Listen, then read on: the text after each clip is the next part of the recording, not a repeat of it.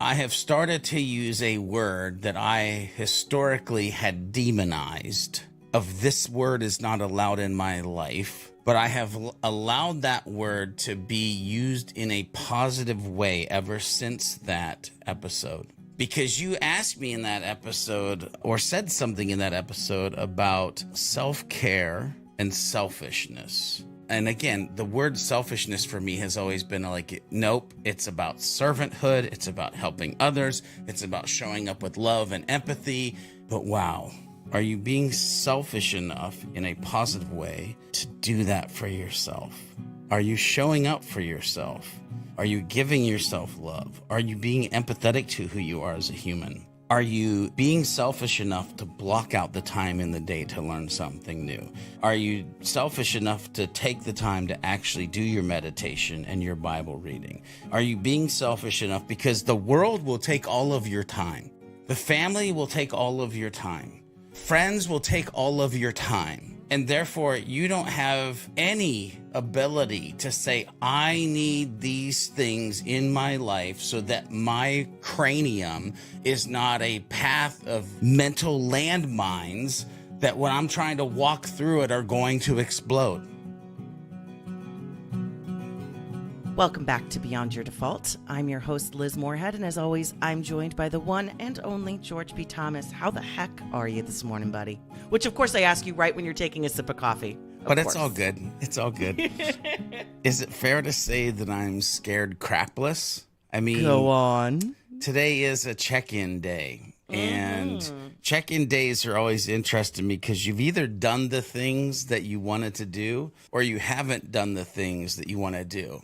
And you have two choices. You can be a human who gets on a mic and lies and says, I have done all the things and my life is absolutely amazing. Or you can be the honest human and learn from your mistakes, and hopefully people learn from your mistakes as well. But that takes vulnerability, which, by the way, is probably a completely different episode. We need to have a conversation about vulnerability. Yes, you know what? At some point. Coming soon to a podcast near you. But I love what you said there, George, because if you've listened to this show for any length of time, you've likely heard both George and myself reinforce this idea that we're not having any of these conversations that we have with you from a place of feeling or acting as if we've seen it all and we've learned it all and we've conquered it all. And it couldn't be more opposite. Are we your guides? Yes. We're here to help you along your way as you make your way through your own Beyond Your Default journey. But we're on this path with you because we're making the same journey for ourselves. So we have the same faults, the same failures, the same lessons learned.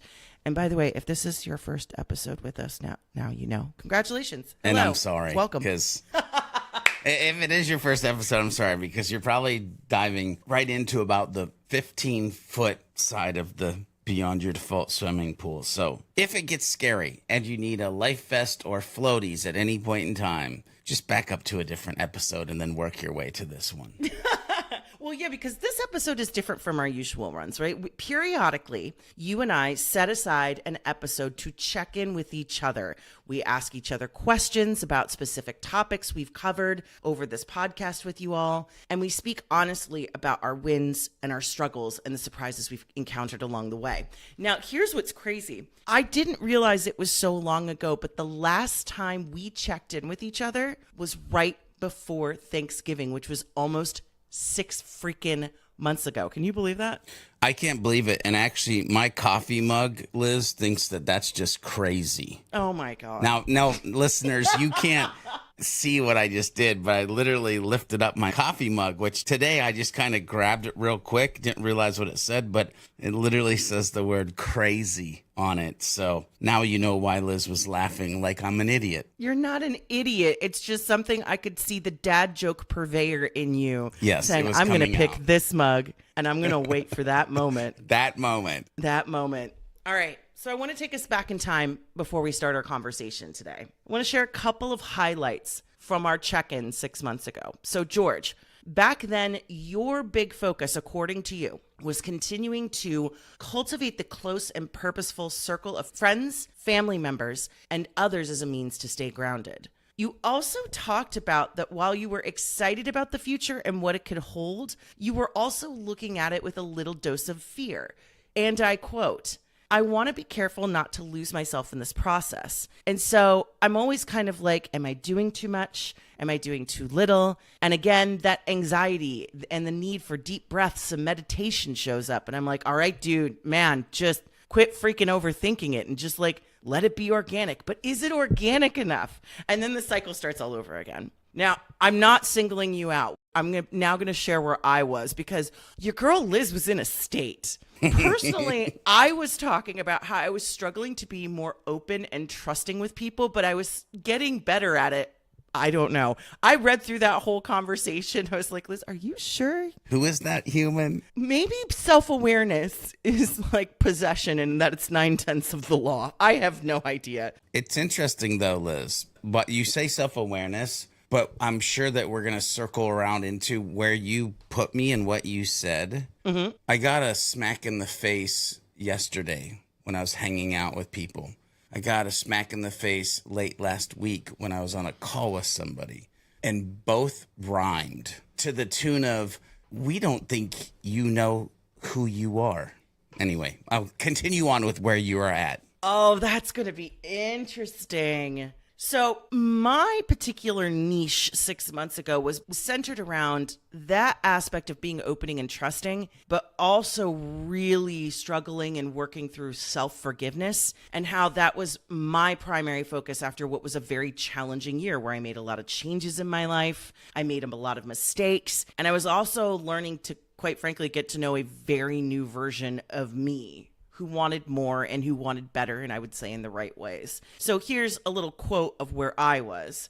I think one of the things that has been the most illuminating is realizing that sometimes I was holding myself accountable for things that I did not need to hold myself accountable for, that I was making myself responsible for the feelings of other people and not understanding that I am not responsible for everything. Because that's how I was trained to think growing up. And I've learned that self-forgiveness is hard, but you also have to make sure that you are looking at your life clearly. Since that conversation, we've grown quite a bit. We've also talked about a lot of new topics since then, just a scotch, just a smidge. Just a tiny bit. We've talked about imposter syndrome. We've talked about being present. We've talked about finding happiness when all feels lost. We've talked about seasons of life, our relationship with failure, setting healthy boundaries, toxic morning routine myths, making the choice to embody a victor mentality, anger, growth, mindsets, so much more. So in this episode, our second installment of Work in Progress, we're going to grill each other a little bit. Mm-hmm. I'm going to ask George some questions about his Beyond Your Default journey, and you get to do the same for me. Oh, I'm excited about that part. The part where I get to ask the questions, not the other. But yeah, which is why exactly we're going to start with you. George, I'm a little curious. As you heard me share about where you were 6 months ago, what do you wish you could go back and tell yourself during that first check-in? I think I would go back and tell myself maybe a couple things. The first thing I would probably tell myself is make sure you're focused on the right things. And what I mean by that is not what you think are the right things, but taking the time to actually figure out what the right things are to be focused on. Because I think sometimes I worry and focus on things that the external world have default states of, well, of course you wouldn't do that. And of course you would be this way. And of course this is the action that would be taken. And of course you're killing it. Meanwhile, I'm over here focusing on, well, not the right things. That's the first thing that I would probably tell myself is like, if you could free yourself from these micro things that you allow yourself to get lost in, this will give you the time to focus on the unlock secrets of your life and other people's lives around you. The other thing that I would probably tell myself at that first check-in is, just because you're doing good doesn't mean you'll continue to do good. So how about you focus on how to consistently do and be good? Can you be specific when you say do good? What does that mean? When we hit that other check-in, I was doing my morning meditation, my morning Bible reading, had like this daily regimented, woke up, took a shower, got dressed, sat down, had these moments, and I felt really good. And I had also started back on this, and I've done this now about 4 times. Okay, it's time to get back on the healthy George kick. It's time to get back on the let's start doing walks kick. I was right in the mode in that check-in of kind of both of these items like happening and going. And then it was shortly after that, I think I went on vacation, and it was like, it all just came crumbling down because of the lack of consistency. And so I feel like since the last check-in and this check-in right here, which by the way, I can't believe we're recording episode 37. It's freaking mind-blowing to me. I know. Considering this is a weekly podcast, and I think maybe we've missed 1 or 2, maybe 1 week. But anyway, not why we're here. And so I am fundamentally sick and tired of my own excuses. There is no easy way to put it other than that right there of like, dude, just quit being a dick and do the things that you know you're supposed to do in the morning. And so I'm excited because we're sitting here on this check-in. And yesterday, it's funny because one of the things you talked about was cultivating a group of close friends and people to go on the journey with. And yesterday, we literally had a half day where we were at the pool. We were hanging out with friends over at their house. Multiple sets of families were together. And one of my buddies was like, hey, what do you guys think about waking up at 7 o'clock? And then he paused. He goes, George, when do you wake up? And I said, well, I wake up at 5:15. He goes, never mind. Let me go with my original thought. He goes, what do you guys think about waking up and meeting at 7 o'clock to go for morning walks? And this is like a group of men. I immediately said, yes, let's do this, because it's the accountability that I may have been seeking to have the consistency that I need so that I can mentally check off in my brain, I did this thing. I feel good about myself. I am moving in a right and good direction. So that's what I mean by good and continuing to stay in that vein. Like when we set the patterns, when we set the routines, when we say this is what we want to do and we fall off of that, it isn't just the ramifications of what we've fallen off of. It's the mental battle that can be allowed to happen in our brain because we fell off the thing. Like, will I gain weight because I'm not walking? Yes, but I'll beat the crap out of myself in my brain. Will I not have the same immediate knee-jerk reaction to empathy, love, listening more, talking less, not getting angry as easy because I'm not doing my devotions and meditation? Yes, but there'll also be a war that will ensue inside my brain. That's about as specific as I can get, Liz. Wow. That's an incredible pivot from where you were. Yeah. How does that feel to see how far you've come? It's really weird where my brain just went, but I don't know if I have the proper measuring stick to actually understand how far I've come, even though you're sitting here going, wow, that's amazing from that to this.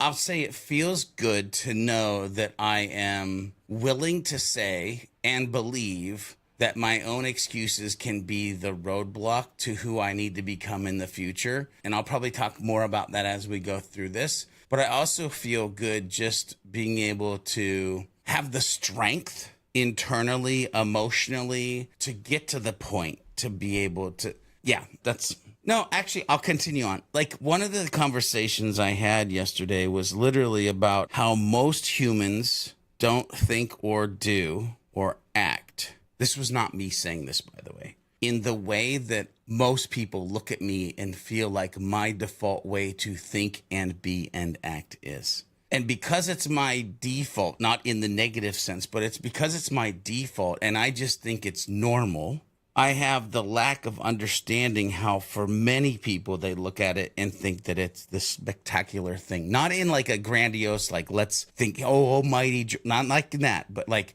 there's just a sliver of life that I think I need to pay attention to more pertaining to who I actually am and how I'm showing up. And to have that insight makes me happy. Liz, I'm tired of talking for a hot minute. So what would you share with yourself if you could go back to that moment, to that first check-in and say, hey, girlfriend, guess what? I need you to take several seats. You know, if I was talking to myself 6 months ago, I'm the one who wrote this question. And now having it turned back on me, I'm a bit conflicted about it because I have conflicting things. I'm sure you're so happy. There are conflicting things I want to say to myself. One is that you're on the right track. You're doing the work. You're in the messy middle. You are okay. You are more okay than you realize you are. I think I was starting to realize it, which was part of that excerpt I read from that conversation where I said I had to look at my life clearly and not be as responsible or hold myself as responsible for certain things. On the flip side of that, I think I had really demonized myself for the things I knew I had done. I mean, I was treating myself at some points like a war criminal.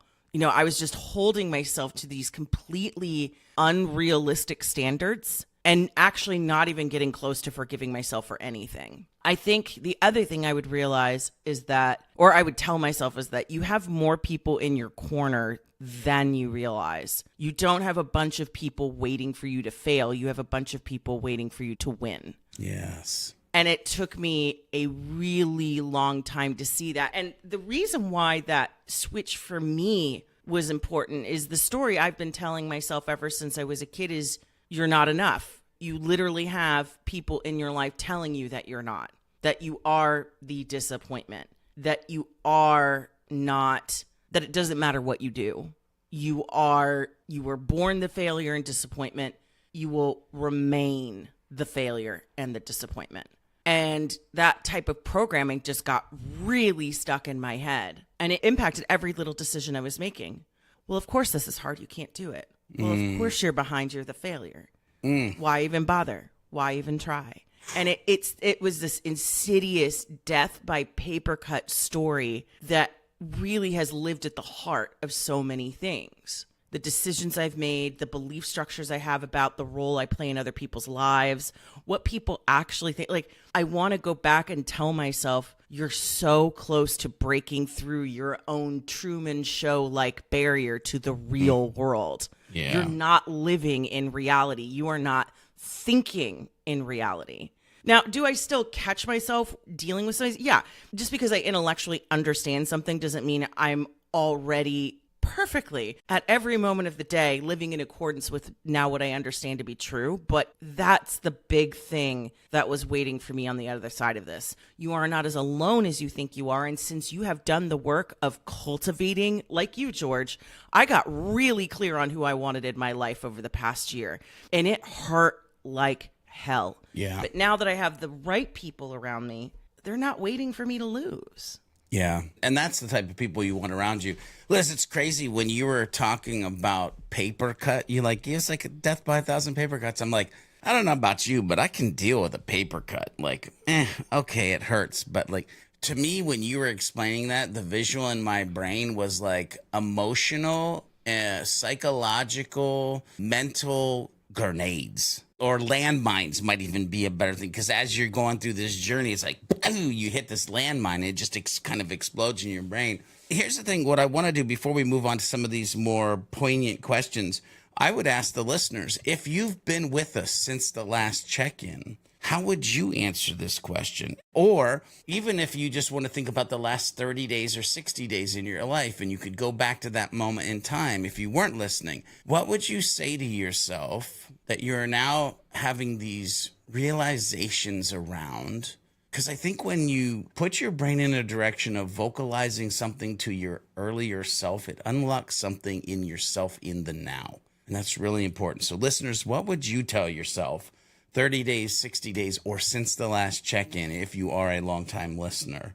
Again, you don't have to tell us. If you want to hit reply to our newsletter, if you want to email us, we're here. But at least do it for yourself. Yeah, absolutely. Reach out to us at any time. Liz at beyondyourdefault.com and George at beyondyourdefault.com. Yep. George, you're back in the hot seat. Are you ready? I'll say yes in the most no, I'm not way possible, but yes. Physically, yes, I'm ready because I made the choice to show up to this recording. Emotionally, this is a cry for help. Okay, yes. Got it. Yeah, fair, that kind fair. of thing, without a doubt.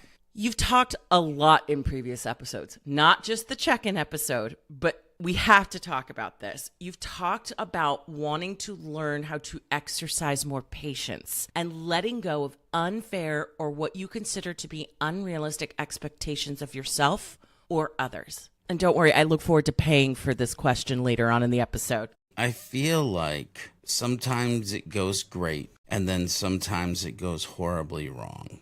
I don't know. It's one of those. So one of the things that I've been really focused on lately is understanding that there's going to be hills and valleys in life. And the only battle that I'm really trying to make sure I'm paying attention to is that it's not peaks and canyons.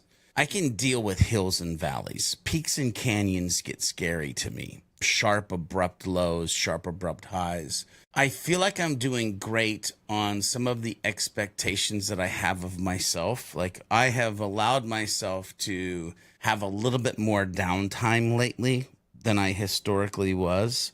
I am starting to open up a room where I actually, Friday and Saturday walked for 45 minutes while I was watching this dope AI course that I purchased because I wanted to learn more about artificial intelligence. So therefore I can translate it into how to actually use it in a human way and in an optimized and streamlined way. But I was learning something new. Something I have had a really hard time with since I started the business. And I was moving my body, something that I was really having a hard time doing since I started the business. But it was me giving me the freaking freedom to make that a priority. Liz, in other words, it was me allowing myself to be a little bit selfish in the most positive way that I could be. And that's what these walks, by the way, going forward with the guys is me. I'm going to be selfish. And you know what? 7 o'clock to 8 o'clock in the morning, which, by the way, means we might have to talk about when we actually record these on Mondays. But anyway, 7 to 8 in the morning, like I need to make that. I'm going to be selfish. That's going to be my time to spend with them and move my body so I can check off a mental box and disarm the landmine or grenade that would be in my mind if I don't do said thing, right? With that said, on Friday, I had an individual reach out to me and try to have a conversation about where they're at and how they felt. And boy, did I screw that up. I wanted to talk more than I wanted to listen. I wanted to get frustrated because the way that I felt versus actually empathetic to the way they felt. I was already tired, already burnt out, and can just blatantly say that I didn't show up at my best because I broke my own rule of what I expected, what I thought should happen, how I thought they were. And dang on it, I'm sorry, because it was just a shitty experience. But I also will say on that, I knew that I needed to give myself the space to mentally go, dude, immediately after it happened, by the way, my brain was screaming from the mountaintops, you're an asshole. But I needed time to unpack in my own brain that I actually wasn't being that kind of human, but I just hadn't equipped myself to show up in the best way that I could. So the answer to your question, Liz, is there are some things where I think I'm doing really good at this, but there are other moments and times and other things that I know that like, woo, okay, bro, you still have work to do. You have not reached the end of your journey. You cannot lay down and take a nap. You must get up and actually walk a couple more miles down the road of this thing right here. So that's how I'll answer that. 2 things I want to point out here. Sure. Number 1, the walking thing. That is not selfish. Do you know what that is, George? Self-care. Thank you. I knew you were going to go with that. I'm like, Thank you. The episode you didn't want to talk about, the episode where you literally slacked me and said, so how do you feel about this outline? You know, the one that you wrote. Which I was like, great. And I said, I feel great, George. Talk to you on Monday. Yeah. And I was like, oh, me too. Whee! So you said 2 things. Was there something else you wanted to throw in there? There's one more. What did you say to the other person when you realized what had happened on that conversation? Well, we have a meeting later today. I hope that goes well. Yeah, me too. Me too. I want it to go well. I needed the weekend. We've all been there. Yeah. So I'm actually happy that this is going to sound weird. I'm not happy that it happened, but I'm happy about the lessons that I can learn from it happening so that hopefully it doesn't happen in the future, because I'm sure there will be other humans that will come to me with the way that they feel, and I need to be at my best for that. I've been there, and I think we've all been on the giving and receiving end of that conversation if we've been on this little blue marble in space for any length of time. Yeah. You know, I've had experiences where I've been on the receiving end of that, and then somebody came to me afterward and said, so I didn't handle that well. And I've also been in the other seat. I've been where you are, where I've had to say, you know, it was my responsibility that conversation didn't go well. I should have said I wasn't in the space to have that conversation. So I think it's really powerful, George, that you recognize that. Because there's also the third category where I have been vulnerable enough to share my feelings with someone. It goes horribly, but they don't see anything wrong with what happened. That's an even... Oh yeah, that's worst case scenario. Okay, Liz. So I'm jumping straight to frick out this hot seat for a hot minute. When we did the episode on seasons of life. Yes. Loved that topic. Yeah, episode 33, by the way, accepting, navigating, and celebrating the seasons of life. You love that topic, but you could fundamentally tell that there were things churning in your brain as we were actually having that episode, as we were kind of having that conversation. And so I'm super curious, how has the conversation about seasons of life changed your perspective in a daily, weekly, or monthly observance or decision-making direction in your life? You got to go right for the jugular on this. You knew. Hey, that's what I'm here for. I love how you painted the picture of how much I loved this topic. This was my self-care mountain. Yes. This was I understand that seasons of life sounds beautiful and poetic. And to the ding dong who created that label, thank you. Because the passage of time and quote unquote accepting and celebrating seasons of life when we notice them, I talked about this. It's jarring. It's scary. It reminds us that things come to an end. It reminds us in some cases that we're aging and we're getting older. And I'm starting to trip that wire into I may have more yesterdays than I do tomorrows, as my dad used to say. Now, to your question, how has that impacted me? I can always tell when you're like, I want to know what's going on in Liz's brain, because I could see it happening during that conversation. Ladies and gentlemen at home, I have a tendency, as George knows, to do some deep processing, and then the actual gold doesn't pop out until later. I don't know if what I'm about to share is gold by any stretch of the imagination, but I will tell you at least how that conversation has impacted me, because there has been a long tail on it. If I want to be super duper honest, so I write our newsletter, Beyond Your Default, for our readers. If you want to check it out, beyondyourdefault.com/newsletter. And there was a week I was supposed to write about seasons of life, and I couldn't do it. So instead, I wrote about a grilled cheese sandwich. Ended up being a really powerful piece of content. It was a great piece where I talked about, I didn't realize how far I had come. I had spent a lot of time in darkness last summer, and then I turned around and started appreciating the small things. And that was how I ended up realizing through the culmination, the accumulation of small things, that my life had gotten really great. The way seasons of life stands out to me right now is the thing I have been a hard ass on myself about. Is that a decision of today, Liz, or is that a decision that yesterday Liz would make? Are you surrounding yourself with people who belong in your past? Are you surrounding yourself with people about where you want to go? Are you walking into the rooms where you belong, or are you walking yourself into the rooms where you used to trap yourself? Seasons of life is a very interesting conversation that I've been having with myself over the past month or so since we had this conversation, because it was only a few episodes ago when we had it. It was about a month. I've gotten better at saying, yeah, this is an old chapter that is closed and a new chapter that is opened. And it was fascinating to me that this conversation happened. We had planned this conversation precisely for the month that I had moved, started a huge new chapter in my life, came back to Annapolis after swearing I was never going to come back. And this new chapter on paper has been vibrant and illuminating and supportive. And it's been the best example of leaning into a seasons of life mentality that I could have possibly asked for. Like, I'm not living that part where it's a lot of mourning, it's a lot of sadness, it's a lot of metaphorical death that I have to kind of move through. So I challenged myself to think more deeply on it, because if I am living out the experience of seasons of life that is probably in the most holistic and positive way, then why did I avoid writing about it? Why did it make me so uncomfortable? What was it that I was avoiding? The thing I was avoiding was realizing that seasons of life isn't a third-party, retrospective, detached observance of your own life like you're a filmmaker. It's waking up and saying, okay, if I'm in a new space and I'm in a new season, am I acting accordingly? Am I making decisions accordingly? Let's go back to the start of this conversation, right? I was talking about how I had that recent realization that people aren't waiting for me to fail. Okay, Liz, then why are you sometimes still acting like it?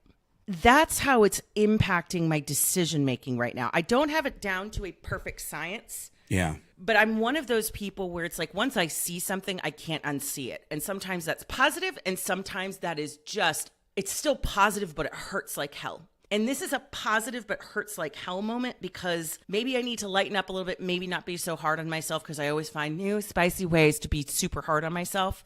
But one of the things I'm really challenging myself right now is who's making this decision? I want to jump in here for a second for you, but also for the listeners. And I love that you just said, if I see something, I can't unsee it. So let me mentally show you something. Uh-oh. You said, is that the Liz of now or is that the Liz of the past? And I think there's great power in saying it's the Liz of the now making the decisions versus the Liz of the past making the decisions.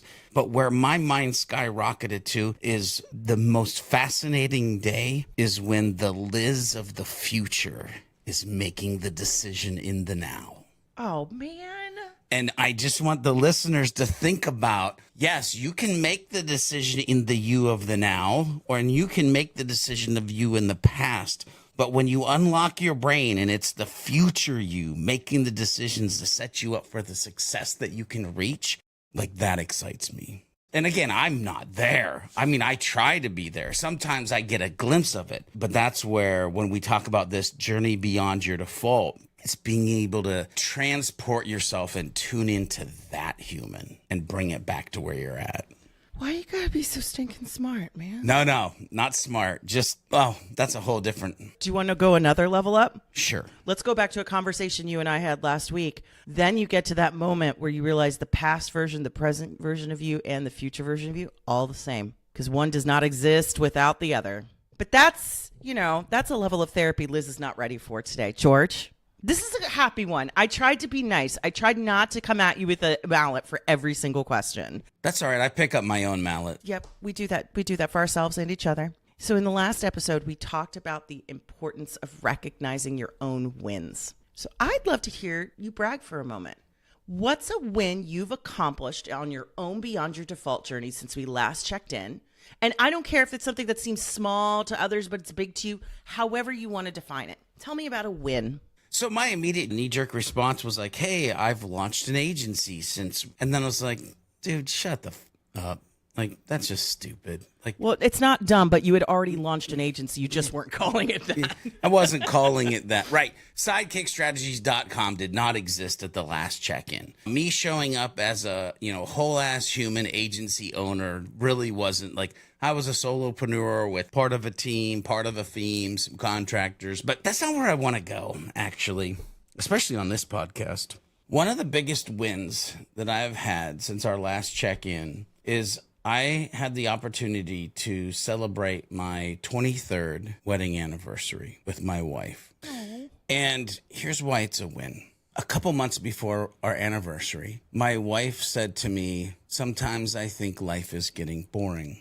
And my wife said to me in so many words, like, you don't surprise me with things. Like, and I said, okay. And like, I could get irritated. I didn't actually. I openly embraced the words that she was saying. And then I went to work and I got a hotel for the weekend about 3 hours away. And I made reservations for dinner and I told him it was our anniversary. And so there were rose petals and little plastic thingies on the table of I love you and hearts on there. And I bought tickets to a comedy show, which, by the way, this hotel also has a casino. My wife likes to play the games a little bit. So do I.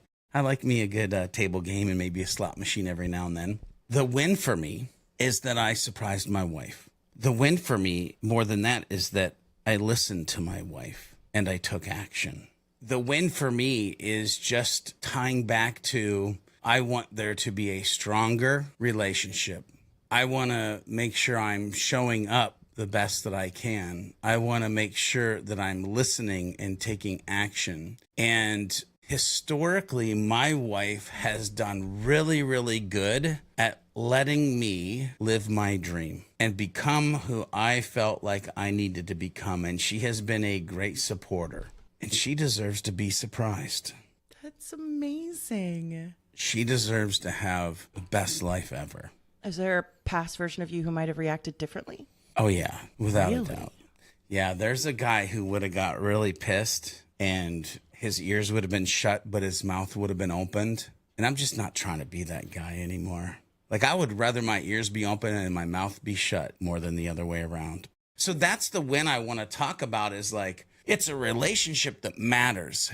It really wasn't that difficult once I started putting the plans in place. But the difference that it made in the impact and the weekend that we were able to have, it just felt comfortable. It just felt right.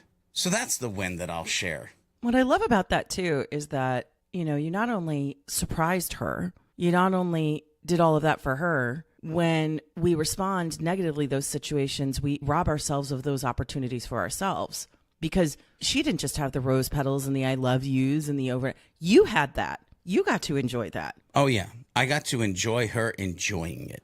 That was what brought me great joy. You're also allowed to enjoy the rose petals in the I did. Trust me. I was like, this is kind of fancy. That's not selfish. That's Right. self-care. Yeah.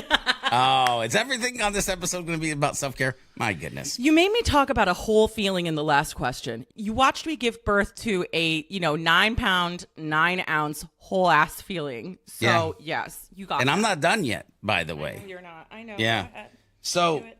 you did the greatest of like morning routine bits in our The morning great monologue. the monologue of the morning, like the toxic morning routines.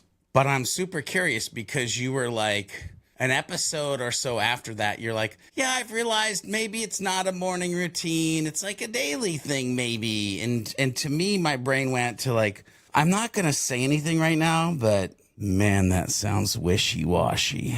I know. And so I'm super curious, like, have you landed on or not landed on your morning routines?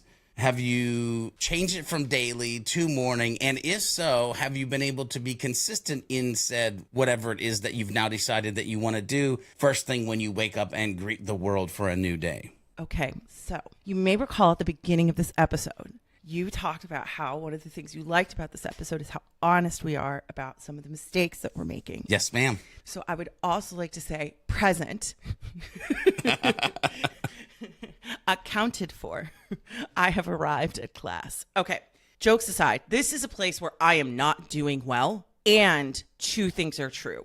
I could understand why you heard what I was talking about in terms of daily routines as opposed to morning routines as wishy-washy, but I'm going to stand by that. So let's go back in time a little bit, because when we had that conversation, one of the things I talked about was that I noticed my morning routine was shifting drastically over the course of the past 18 months. And if you're new to this journey, let me just do a quick recap.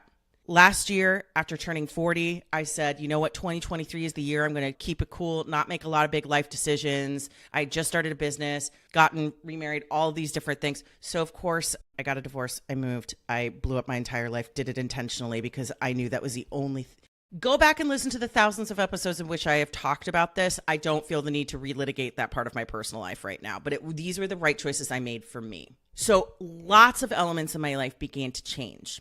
When I started last year, I had a morning routine that was sacred. I woke up at 5:45 in the morning. I had journaling prompts. I had things that I needed to do. I was very, very regimented. As I started going through what was happening last year, it's not necessarily that things went off the rails, but I even got more cagey about that morning time, got more regimented about it. And then sometime last summer, everything kind of broke, which was around the time, actually, no, we had this conversation in late fall, but it was around the time I wanted to start having this conversation because everything was kind of going off the rails. Morning routine was just one of the symptoms of that, right? I wasn't taking care of myself in a lot of ways. And that all came to a head around my birthday. I got to 41 and I was sitting there going, okay, I get it. The 41st year was not what you expected, but it was the year you need to have. Get up off the ground. And that's when I implemented a health routine, which, by the way, I have stuck with since then. I've stuck with working out or walking at least 5 or 6 times a week. I look wildly different. My clothes are fitting differently. I'm healthier than I've ever been. My cardio fitness is better than it's ever been. Congratulations. Thank you. But the morning routine is still an unmitigated train wreck disaster. And one of the things I said during that episode, though, was that I came to the realization with the help of a therapist that part of the reason I was so good at the morning routine was because it was the only place I felt safe. I would get up so early in the morning and have all of these regimented things because it was the only part of my life or time of day where I had control, because the situation I was in was not great. It wasn't great for either of us. It was really bad. So I became hyper regimented in that one area of my life. So I gave myself permission last year, I think I told you this, to just kind of rest. That was really the morning routine I needed. But I will tell you, sitting here today, and the reason I share all of that and why I say this is me not doing well, is that I'm out of that period now. Good. This is where new and or future Liz is sitting here going like, old Liz has had enough naps.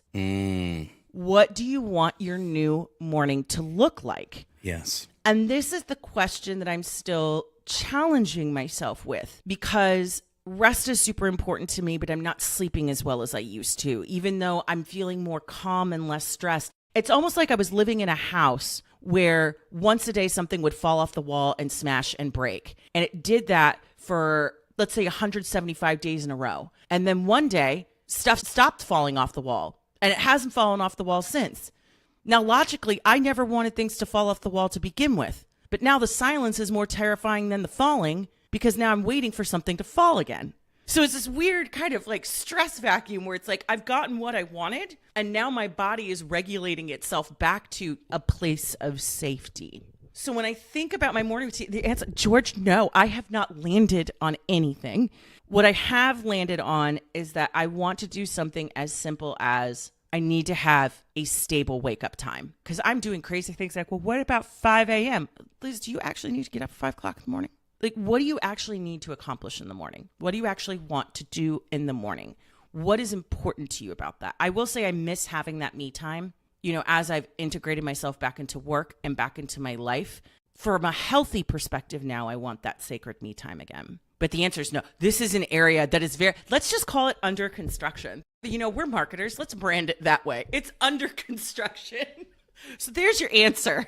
It's interesting to hear you, because my brain is screaming right now. When chaos becomes comfortable, comfort becomes chaotic. And I need to be uncomfortable with that. Yeah, it's crazy. And Liz, just so you know, the next check-in that we have, I'm going to ask this same exact question again. I know. Here's what I will say to you, though, in light of what you just said. I do not want to be comfortable with chaos. Yep. Like, that is how I ended up exactly where I was. Thank you for that thinly veiled threat, because that will definitely get me off my ass to work on this. It's not that I haven't been trying, but I'll stand by what I said. The reason why I said I don't think the daily routine thing is necessarily wishy-washy is because I was trying to cram too much in. Yeah. I was basically living out, I would encourage everybody to go back and listen to that episode of Morning Routines, because I basically give this monologue where I pulled together legitimate actual advice about what people say should be in these perfect morning routines. And it ranged from forest bathing, ice bath plunges, eating breakfast, but not eating, you're fasting, working on work, not working on work, meditating, prayer, morning pages. Like, it's all these different things. Like, we are set up for failure depending on if you're listening to everyone or no one. It does not matter. Go listen to episode 24. That's the one on toxic morning routines. It's amazing. Yeah. So one of the reasons why I've been sticking with my health routine so well is because I stopped forcing it to be in the mornings. I allowed myself to look at my weeks and say, on Mondays and Wednesdays, it makes the most sense to have it early in the day. But based on my meetings and the way they work on the other days, it makes it more sense to have it in the evenings. So as I've done that, I have a Duolingo streak that's 108 days. That's right. Your girl's learning German. Why? Ooh. I'm not going to Germany. I picked German because I'm Italian, but I can't roll my R's. I've accepted about myself. I have moved on. I'm reading every day, and I am meditating every day. But it works better for me during the middle of the workday when I tend to feel my most anxiety arise. Yeah. So that's what I mean when I said, am I putting the right routines in the morning? So by shifting those into the afternoon or other parts of the day, now I can think about things like, you know what I used to love doing in the morning that really helped? Journaling. You know, not everything has to be in the morning. All right, George, you caught me. Now your turn, because this is the one I've been waiting for. I'm sure you saw it in the outline. It's the biggest one. Listeners at home, he already has his head on his mic and he's shaking his head. I've never been more proud. All right, George. I don't want to do this anymore. Yeah, well. In the past couple of months, George, actually, no, before I ask this question, this isn't a trap. This is an honest question because I've watched you for the past couple of months. You've been racing around with deadlines and big projects and family vacations, unexpected happenings, both personal and professional in your life, more so than usual. And I know you've been working hard to set better boundaries for yourself, time where you're taking meaningful rest. And I want to know how setting those boundaries for yourself is going and what has been a wild spring for you. What's going well? What needs to improve? Boundaries? We don't need those stinking boundaries. Nah, like this is going to be the shortest answer ever. Like I have sucked the big kahuna on setting boundaries. Like, don't get me wrong. Like, for instance, Saturday, I made sure to carve some time out to just sit on my back porch, play with the dog, talk to the wife. Sunday, hung out with friends. But that's this weekend. Before that, oh my God, like it was just horrible. Loving every minute of what I was doing, by the way, so don't get me wrong there. But there was, other than the occasional, I'm going to escape for a episode of Star Trek because I'm trying to go through it in chronological order because I was never a Trekkie. I was always more of like a Star Wars, Marvel, but I've decided to give it its due. Other than escaping for like a little bit of that. Like, listen, earlier on the podcast, I literally said, hey, Friday and Saturday, I did a 45-minute walk and actually taught myself something which, by the way, I've been learning things along the way through all of this, so don't get that wrong either. But Liz, boundaries? We don't need no stinking. I need to get better at it. Do you want to know something funny, George? What? Do you know how sometimes I make no secret of the fact that I ask you trick questions? Yeah. So what's funny is this is a trick question, but in a good way. I'm giving you a present.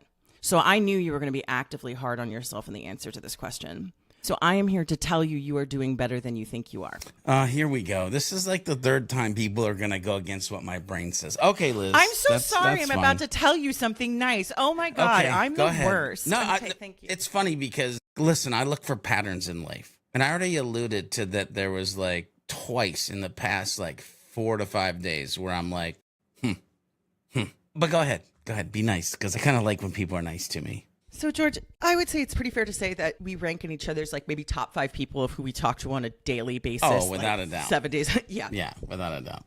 Do you know what I've noticed?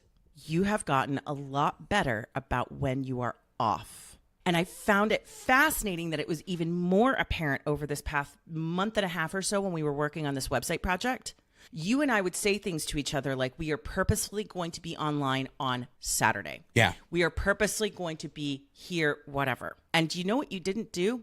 Sure, you were showing up 6 days a week instead of 7, but we were in the middle of a massive website launch. Yeah. You had family unexpectedly out, and that's important because you operate with a theme, which is your family team with the company. Yeah. Right? We had lots of stuff going on. But you know what I've noticed I am having less and less? Nighttime outreach. Yeah. Or outreach when you are off. Yeah. So you're getting better at drawing the lines. You not only are not available when you vanish off the face of the earth. Yeah. Not in a bad way. Like I knew if I needed something, like if I really needed you, I could reach out to you. Yeah, there's a bat phone. No, but I will tell you, there is a distinct difference. Now, I know some of that has to do with like, we've gotten better at communicating. There's a lot of other stuff going on, but I want to be clear. I am seeing more of a delineation. Also, when was that 23rd anniversary? March. Yeah. Yeah. So right in the middle of the big website launch. Oh, yeah. My wife even asked me, she said, oh, I forgot about this part. She goes, do we need to cancel our trip so that you can get the website launched? And I said, no, you are more important than any website I will ever build. And we still got that website launched on time. And we still got the website launched. Yes. So I'm going to ask you this question again. Oh, God. How's it going? It's going great, Liz. Like, I'm getting really good at, like, when I'm off, I'm off. And I don't... No, I'm just kidding. I'm not going to take away my answer. You're doing better. You're doing better. I am doing better. And I will say that you are leaning into, or at least vocalizing when I won't vocalize it, that there is this thing that I am attempting to do. And I mean it in the nicest way possible. My job deals with being online. My job deals with digital marketing, sales, operations, business coaching. I'm on Zoom calls. I'm building websites. I'm doing automated workflows. We're creating podcasts. When I'm off, I want to be like the most farmer, hermit, no technology human possible. George, I relate to that deeply. When I'm offline, I'm a professional writer and I want to be functionally illiterate. And I tell people that. I look forward to doing nothing for you. I've said that to clients. What are you doing this weekend? Well, number one, looking forward to doing nothing for you tomorrow. Like absolutely nothing. Zero. Yeah. And so I am almost like ghosting the internet. Good. Ghosting like Slack, ghosting email, as much as humanly possible. I am actively trying to get better at that. I think it's just a lot healthier, to be honest with you. I love that. Okay, thank God it's not my turn anymore. All right. Oh, good. Yay. I really was a butthead when I put these questions together, but I didn't think I was actually being a butthead when I put these questions together. So, Liz, we had an episode on episode 22. Yeah. It was on victim versus victor mentality, knowing and living the difference. So if you were me right now, you would, by the way, be leaning your forehead on your microphone, like saying, I don't want to do this anymore. I'm currently organizing Post-it notes on my desk in a way that nobody needs to organize listeners, them. You can't see this, but I'm like, she does not want to be in the room right now. I don't know why you're asking this question. This is hurtful. So, Liz, here's the thing. How do you think the victim versus victor conversation has shaped the new Liz that you're starting to talk about? How's it impacted her showing up on a daily basis? Damn it, George. She's doing great. She's thriving. Can't you tell? Can't you tell? She's doing great. Love it. If that's your answer. No, all jokes aside, this makes me uncomfortable, similar to the seasons of life conversation, in that it is uncomfortable because it is the thing that I'm putting a lot of focus on. It's probably an area where I am feeling the most growth, but that's because it's an uncomfortable area of growth for me. So I've already talked a bit on this episode about what this past year has looked like and what the years preceding it looked like and and how I struggled to feel like someone who was a meaningful contributor to the lives of others, a person of value. When we had that conversation of victim versus victor mentality, the not superficial way, but the top level, surface level way that manifests is usually either someone saying, I am the architect of my own destiny. I accept and own with accountability and responsibility all the things that happen in my life.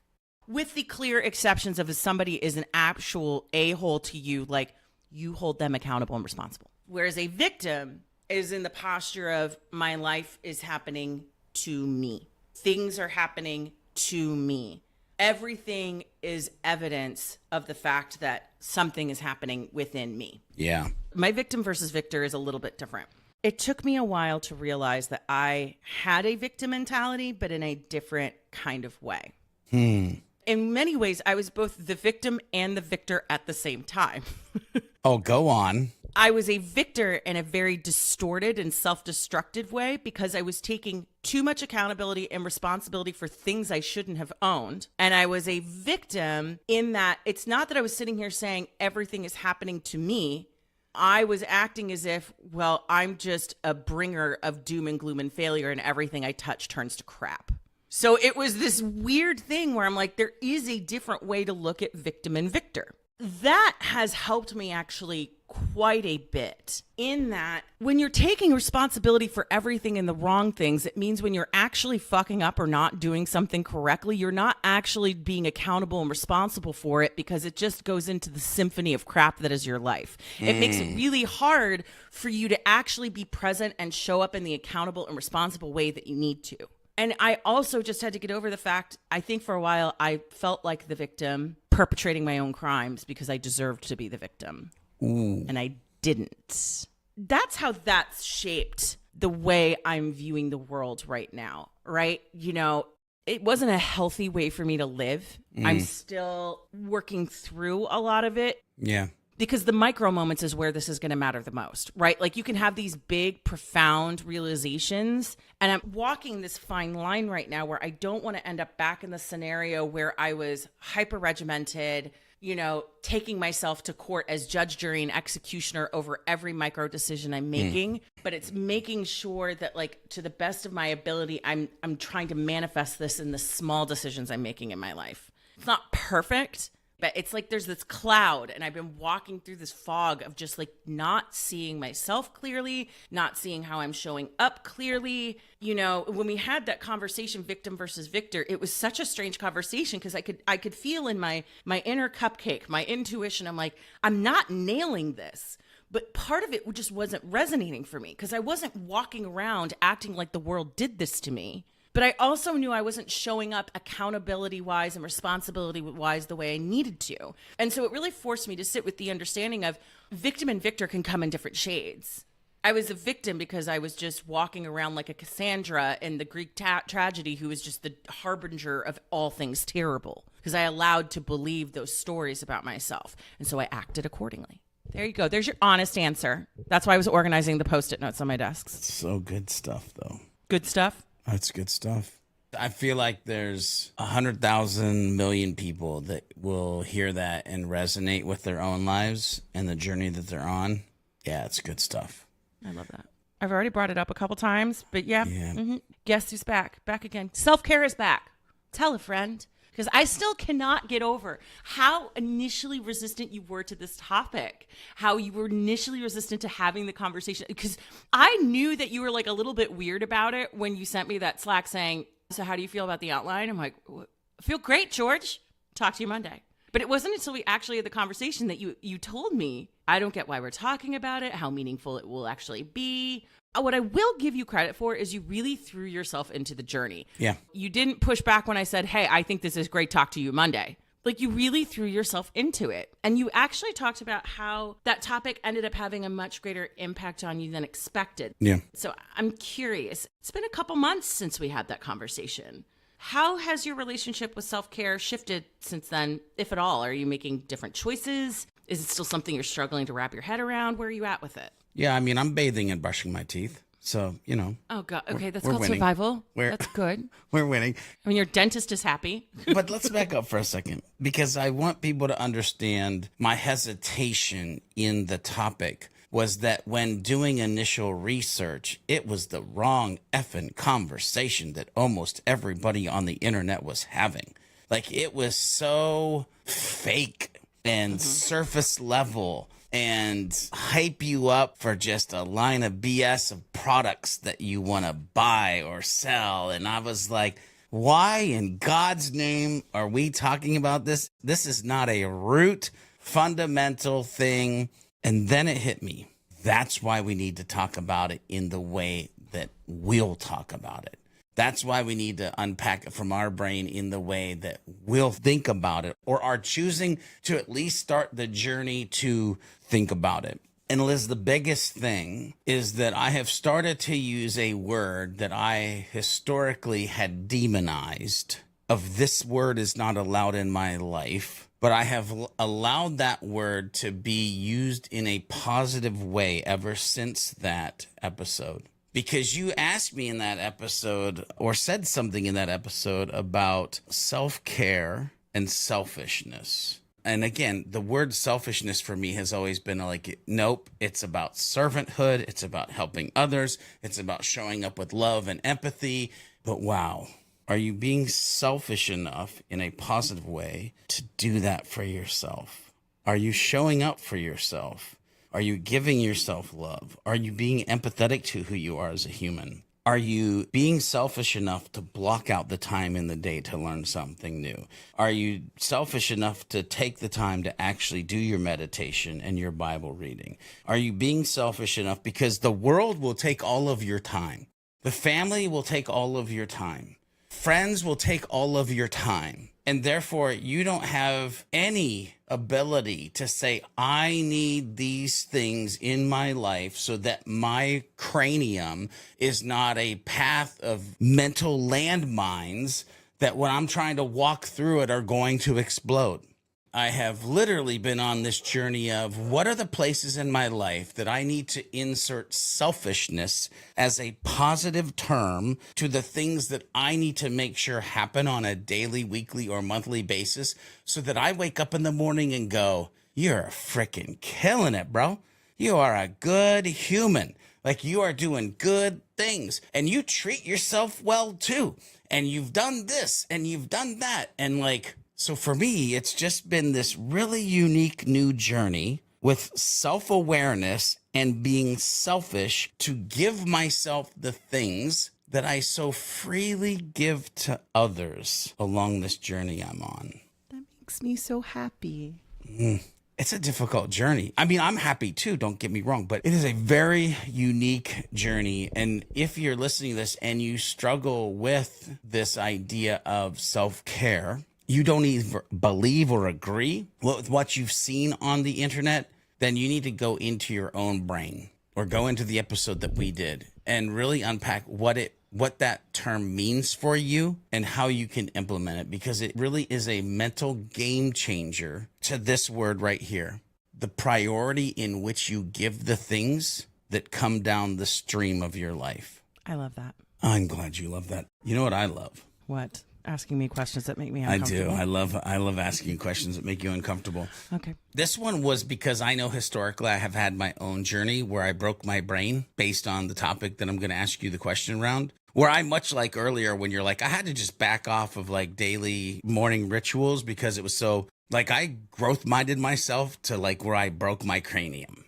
I was like, I need to see how Liz is doing on this journey that she's been on. So how are you fostering a growth mindset? And here's the important part, in a healthy way.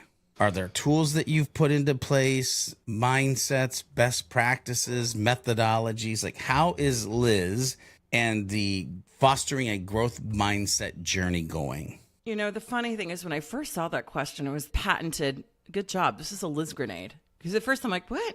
What is this question? Okay. We only have a few questions we get to ask each other. And this is one you're choosing. Okay. All right. Oh, fine. yeah. Whatever. Oh, yeah. And then I sat with it. Oh, I love that sound right there. Oh, that means we're going somewhere, ladies and gentlemen. We're about to go somewhere, so buckle up. Well, because originally I was like, George, it's not like I'm someone who's ever been needed to be convinced that I needed a growth mindset. You know, one of the things that bonded us together is that I wouldn't call us self-improvement junkies by any stretch of the imagination, but like we've always been growth minded. You know, we are always in pursuit of newer ideas, ways to improve ourselves. You know, the whole reason last year even happened was because the pain were the direct symptoms of me choosing the right things. It was doing what was right, even if it was hard, and especially if it was hard.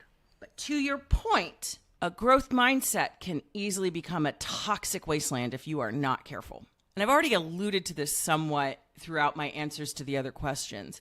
How am I fostering a growth mindset in a healthy way? By realizing it actually needs to be healthy. Because I was leaning into growth-oriented topics for so long because I absolutely despised myself and I was trying to erase who I was and become someone wholly new. And that is not healthy. I am not someone who needs to be loathed. The sad part, at least for me, and I say it's sad because I look back at how mean to myself I've been over the years, is that I was growing as a means to erase the failure.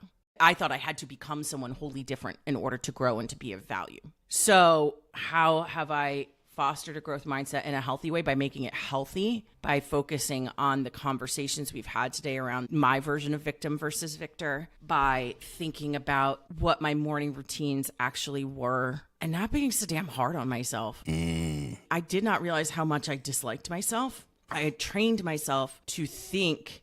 I mean, I spent most of last year really thinking like, is there anything worth saving here? It went to some pretty dark places. And then I got to the point where I'm like, well, if there's nothing worth saving, then I just have to start over from scratch and become someone different. I can't go back to where I was. I can't be the person who was so afraid of hurting myself that I hurt myself and I hurt other people. Like I was in a tremendous place of a lot of pain. I was very afraid. How am I fostering it? by actually making the healthy part a priority, by taking time to honor the parts of myself that I do like, by focusing on the wins that I have and not looking at every mistake as some sort of indictment of my character, which is something I used to do a lot. I would have this weird kind of like checks and balances system where I would say, man, I did really well at this one thing. But then immediately my brain went, well, you didn't do this and you didn't do that and you didn't do this and you didn't do that. So really, did you actually win and at what cost? What's going to happen when people find out? It's not like I was hiding anything significant. That was where my growth mindset was. I didn't have a growth mindset. I had a Liz erasure mindset, and that is not healthy. That is not healthy. And if you're sitting here listening to this right now and any part of that is resonating with you, you got to get good with yourself first. You can't grow scorched, parched earth with no water. Ooh. There's nothing to grow. Pouring water on cement will get you nowhere. You'll just become a bigger rock. Oh, man. First of all, I'm proud of you. Second of all, my brain goes to episode 15, The Power of Forgiveness, and episode 14, The Power of Forgiveness. What's the difference, George? Why were there 2 episodes? The first one is what it means to forgive others. Maybe the most important one, though, is like forgiving ourselves. Anyway, I'm proud of you. Thanks for that question, monster. All right. Last question. Yes. I'm going to go first on this one. Oh, okay. Whatever. Because you can. Because I can. I write the outlines. Yep, you do. If we could each only pick one thing to focus on until our next check-in that is the most important thing or has the potential to have the greatest impact in our lives, were we to make that change, no matter how small, what would we choose? I'm not picking this one because you said you're going to ask me this question exactly the same again when we do this check-in again in 6 months, but because I genuinely believe it has the potential for the greatest impact, and that's my morning routine. And it's not because the morning routine is necessarily so important. It's what it represents. I'm a firm believer that when you start your day off the right way, things tend to just kind of, it's not always going to be perfect, but when you feel more in control of your mornings and how you begin your days, you don't spend your life in a day where you feel like you're constantly chasing it. I want to set the tone for my own days again, which sets the tone for my own life again. I think that's really important. And as we had the conversations around self-care and taking care of myself and honoring myself and doing my best not to water cement and to water actual fertile earth, right? What are the ways that I can honor and cultivate myself in the morning? What are the ways in which I can feel more enriched in the mornings? Because I think sometimes when we talk about the morning routine, it can feel like homework. I don't want to look back 6 months from now and say that was the easy throwaway answer I could have given based on what the conversation was. But it's really important to me because when I think about my Beyond Your Default journey, I spend so much time worrying how I'm letting down other people all the time. Shit, I'm crying. And it's time I stop letting myself down. And I'm not saying that in the victim way that I was talking about earlier. I am someone worthy of having space. Yes. And time to honor myself. So that's where I am. I love that. Yeah. Well, we'll see how it goes in 6 months. I can't wait to ask that question again. Yay. The fact that you said that, by the way, like 3 times, I'm like, bitch, get it together. You have homework. You know it's coming. Yeah, it's interesting. Like, Liz, you know how usually you ask me, like, what's the one thing you want to share with? And I'm like, here are the 5 things that I want to. I don't have that problem this time. What? I don't have that problem this time. Yay! It only took me almost a year or more to get you to say one thing. Yeah, my one thing that I need to focus on more than anything else till our next check-in, and beyond that, by the way, but I'll use our next check-in to be the catalyst for me to be like, ooh, I know this question is coming. I need to focus on my health. I've been on a real interesting journey where a couple years ago, I weighed 320 pounds and I got diagnosed with RA and I started walking and I started eating right. And I went down to 254 pounds, which for me was like amazing. 79 pounds in like 9 months. I need to focus on my health. The reason why is I know that it affects my mental health. I know it affects the way that I am interacting with the world. I know it is the demon that I historically have not been able to slay, but know I have been able to slay it because of the journey that I had with the 79 pounds that I lost. I know I need to be selfish and go for the walks.